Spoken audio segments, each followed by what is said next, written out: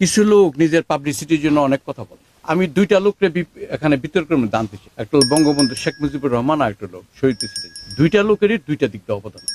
এই দেশের স্বাধীনতার যে প্রেক্ষাপট, যেটা আমরা বলি, আমরা তো হরতাল করি, আপনারা দেখছেন টিভিতে ভোর 5টা বাজে আমার মিছিল বাড়িতেছে। কর্মীগণ নাস্তা খাওয়ানোর জন্য যখন মিষ্টির দোকানে যাইতাম না, তখন কইতো ভাই তাওয়া গরম হয় নাই, আর তাওয়া গরম না হওয়া পর্যন্ত 12টা সে বাজতে পারে না, তাওয়া গরম হইতে 1-1.5 ঘন্টা লাগে। এর মধ্যে আমাদের সূর্য উঠে জায়গা, এর আগে তো আমাদের নামতে হয়, তা নামে এসব পরে তাওয়া গরম হইলে আমরা তার 12টা বাজে। তাওয়া গরম করার জন্য একটা লোক লাগে, সেটা ছিল বঙ্গবন্ধু শেখ মুজিবুর। অস্বীকার করলে অন্যায় হবে। এই যে ঘোষণাটা যে উই রিভল্ট, এটা জিয়া রহমানের মুখ। এটা এই দেশের তখন 7.5 কোটি লোক শুনছে, তাকে অবমূল্যায়ন করা যায়। এখন এক দল আরেক দলের নেতার সম্পর্কে যাতা কয়, একদল আরেক দলের সম্পর্কে বলে। আওয়ামী লীগ আমি টক শোতে গেছি, আওয়ামী লীগ বলতে শুনছি জিয়া রহমান পাকিস্তানের চর। আর যে লোকটা স্বাধীনতার বললো উই রিভল্ট, যদি দেশটা স্বাধীন না হইতো তো জিয়া রহমানের ফাঁসি হইতো।